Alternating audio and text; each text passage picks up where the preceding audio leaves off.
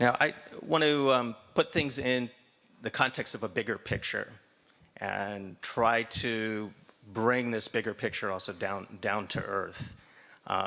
Travel and tourism industry, which I've been working in just about every kind of shape and form over the past 20 plus years. Everything from Lonely Planet writer to working for the World Tourism Organization as their first propaganda meister, with one of the first internet travel startups, and then with the World Travel and Tourism Council in Washington, D.C., and then for the last almost 20 years now, my own company, my own business.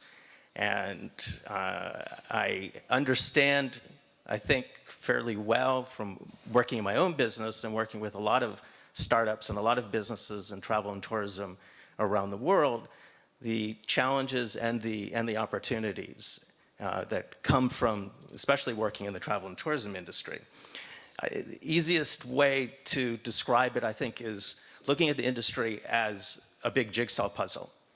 And this jigsaw puzzle, to have a sustainable destination, to have a really quality tourism offer, to be a competitive destination, requires a lot of pieces of the puzzle. You have to put together a lot of pieces of the puzzle.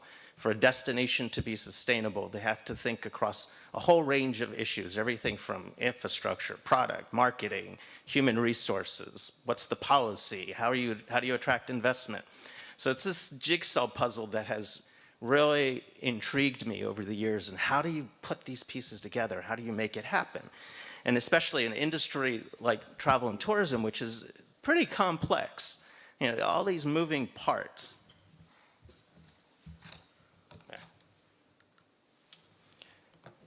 And one of the fastest growing industries, you know, it's almost, I mean, growing almost on its own without, you know, as countries develop, as more people have more money, they're traveling. Traveling is one of the first things that people want to do around the world. And I've seen this in the 1990s as incomes rose in Eastern Europe especially, more and more people started traveling. China now is the fastest growing destination, the fastest growing outbound market, fastest growing inbound market. And you know, a lot of travel and tourism demand is driven by stories and experiences. You heard Mike mention the experience economy. And it's a very, very important story that I think has inspired a lot of entrepreneurs to create experiences, to think about, especially in tourism product in a different way. That it doesn't have to be something complicated. It could be a simple experience, but it's something that creates memories, something that creates Instagrammable memories, and memories to post online has become more and more important. A lot of this is what's driving demand, and this demand is going to continue. All the forecasts for the next several years, travel and tourism, it's been growing at about 4 to 5% a year. But despite this growth and despite the size of the industry, travel and tourism, which Becca yesterday, he cited some very important statistics from the UNWTO, this is really still a misunderstood industry. You know, it's especially on the government side, especially by policymakers. And the problem as an entrepreneur, as a startup, is you have to navigate and understand that landscape and get your message across that what you're doing is important. Now, I encountered one of my first big misunderstandings in travel and tourism early on when I first joined the UNWTO. I just moved to Madrid, and I was in an empty apartment waiting for my wife, Shirley, to come a few months later. And so I would go into the office very, very early in the morning in Madrid. And I was very inspired. I wanted to get things done with the World Tourism Organization. This organization, I was the first communications guy. And I had this blank slate, the world's biggest industry. Wanted to put this on the map. So I'm leaving my apartment very early in the morning. And at the time, you know, people in Spain were not really early risers. You know, I'd be out the door at like 6:30 in the morning. Briefcase, yeah, I know. It's changed. But this was 1991. So I'm walking out the door, briefcase, And yeah, looking very serious, headed to the office. But I happen to live right across the street from the French embassy, which is guarded 24 hours a day by the Guardia Civil.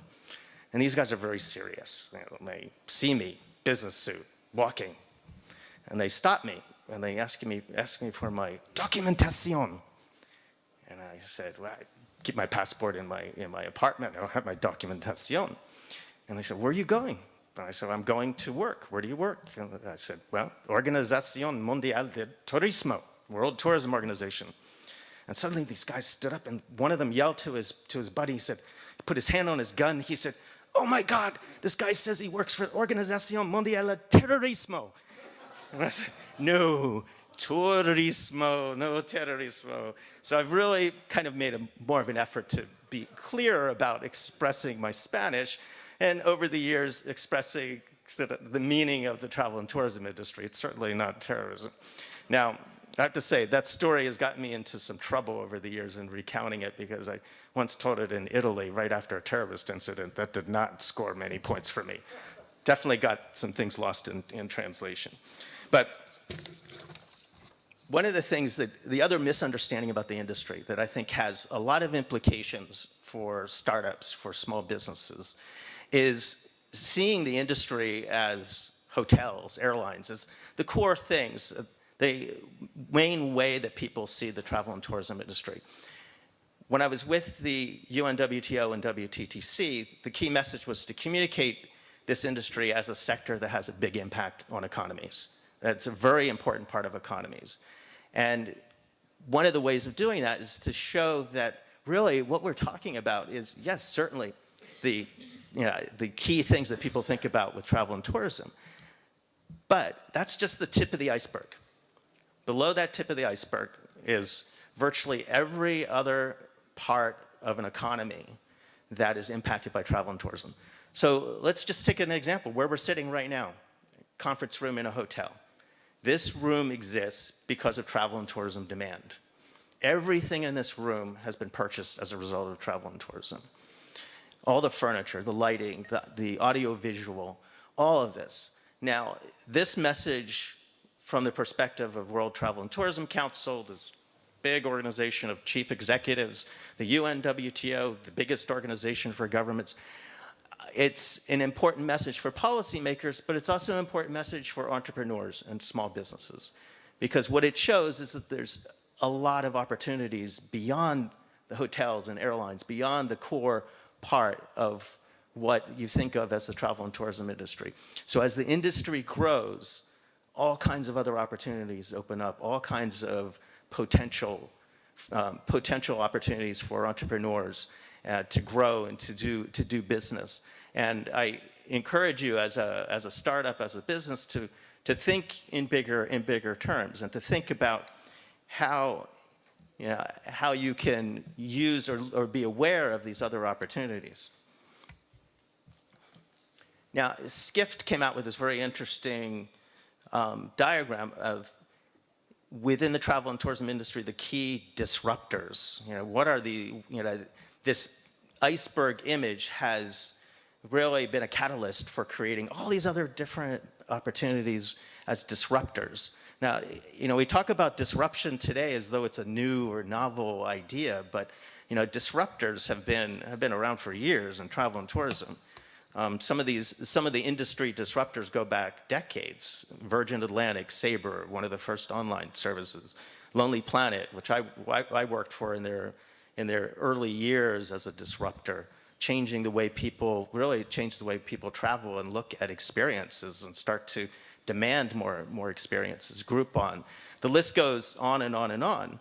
And in fact, CNBC has come up with this list of the top 50 disruptors in travel and tourism.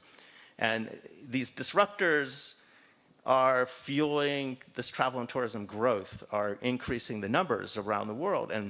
And again, we keep coming back to Uber and Airbnb, and I'm guilty of the same, as I'll show you in the next slides.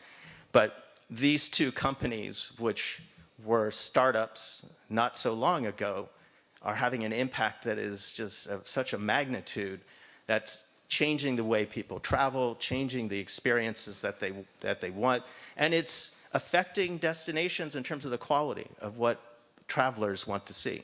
The numbers are stunning. The growth. Yeah, Uber is having positive disruptions.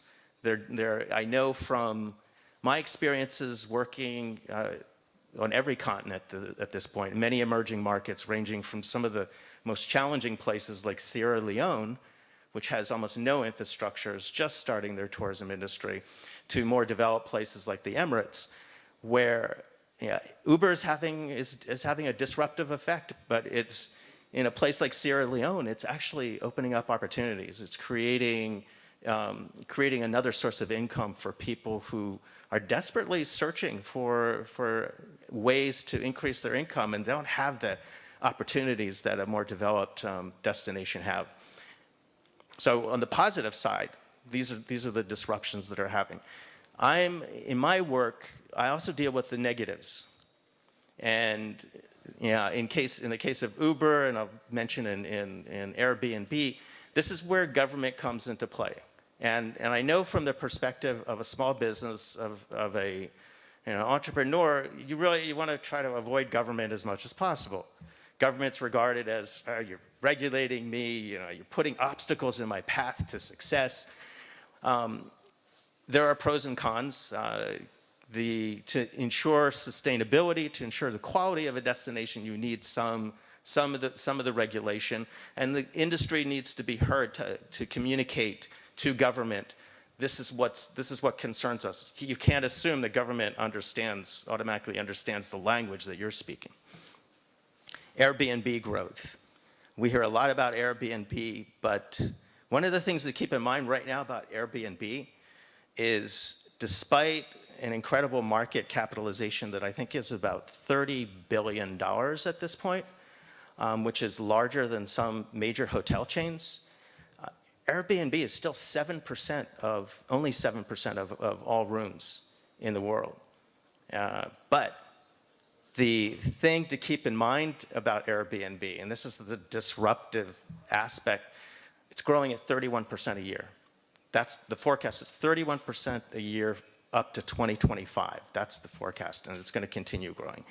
And I know from places like Sierra Leone and Zanzibar and emerging markets, this is regarded as a really good thing. This is regarded as a great potential source of income for people in that country, and it's also a way of putting that country on the map, of sharing the experiences, the special experiences of that destination. Let me jump ahead. I'm conscious of the time. Now, with Airbnb, one of the interesting things that's happening all around the world is government is responding. There is communication coordination between Airbnb and governments, but it's very complex because in the US, for example, regulations regarding hospitality are at the municipal level. Some countries it's at the national level. I'm optimistic that ultimately the market forces will work out these issues and disruption. But there are a lot of other types of disruption on the horizon, and staying ahead of the herd. And one of the things, let's see if we have time for this. No, there's a video from the World Economic Forum. It's kind of shall we play it? Sure, why not? Okay, just watching my time here. Can you guys? Is blockchain technology, something we're hearing more and more about. It's in the news constantly. For travel and tourism, just within the last couple of years or so, blockchain is being talked about more and more, and some of the bigger companies are getting involved. And this year, the World Economic Forum produced this Blockchain Technology 101 to introduce the participants of the World Economic Forum. And I thought this was, this was a nice little introduction, a minute and a half, 2 minutes, so 2 minutes. Modern technology allows people to communicate directly, Voice and video calls, emails, pictures and instant messages travel directly from A to B, maintaining trust between individuals no matter how far apart they are. When it comes to money, people have to trust a third party to be able to complete a transaction. Blockchain technology is challenging the status quo in a radical way. By using math and cryptography, blockchain provides an open, decentralized database of any transaction involving value, money, goods, property, work, or even votes, creating a record whose authenticity can be verified by the entire community. The future global economy will move towards one of distributed property and trust, where anyone with access to the internet can get involved in blockchain-based transactions, and third-party trust organizations may no longer be necessary. The uses of blockchain technology are endless. Some expect that in less than 10 years it will be used to collect taxes. It will make it easier for immigrants to send money back to countries where access to financial institutions is limited. Financial fraud will be significantly reduced, as every transaction will be recorded on a public and distributed ledger, which will be accessible by anyone who has an internet connection. Think of it as wills and contracts that execute themselves, or dated proof of existence for ideas, much like a patent. Blockchain will become a global, decentralized source of trust, but not everyone is ready to embrace it. A huge proportion of trust services, from banking to notaries, will face challenges on price, volume, and in some cases, their very survival. Public authorities could find it more and more difficult to enforce traditional financial regulations due to the new possibilities offered by the Bitcoin network to bypass traditional financial intermediaries. Unimagined new networks will evolve to meet society's needs more cheaply and potentially more securely. Will governments, financial and legal institutions embrace blockchain? What will happen to the ones who don't?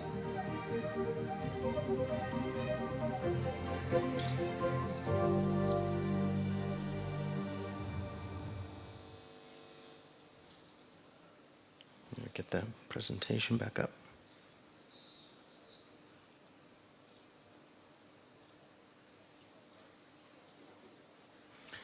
So for the tourism industry, looking at this through a tourism lens, blockchain promises greater security, efficiency, transparency, accountability, which is important in tourism-related transactions. We heard a little bit about blockchain yesterday.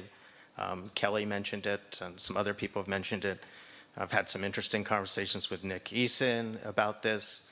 There are pros and cons. It's not going to be the grand solution.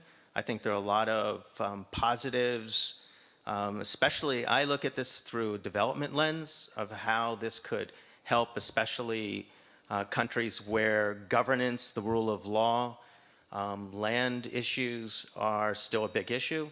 And this can help jump over some of the obstacles and make it easier for an investor to go into a country and buy land, ensure that the land, title to the land is clear, have a contract with vendors, with providers, suppliers.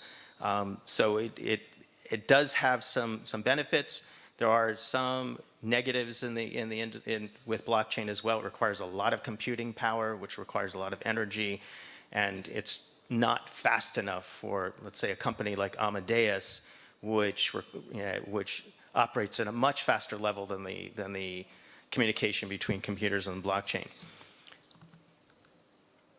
But one of the big implications for the travel industry, and I think an opportunity for entrepreneurs, is this is kind of reducing, almost eliminating the middleman. And this quote from the co-founder of Ethereum and Bitcoin magazine, whereas most technologies tend to automate workers on the periphery doing menial tasks, blockchains will automate away the center. Instead of putting the taxi driver out of a job, blockchain puts Uber out of a job and lets taxi drivers work with the customer directly. Maybe. It's definitely food for thought. There are companies that are already jumping on board with blockchain, and definitely watch these. TUI Group is one of the leaders, and Amadeus. Kelly mentioned yesterday Winding Tree. And a lot of opportunities, a lot of possibilities to watch in this.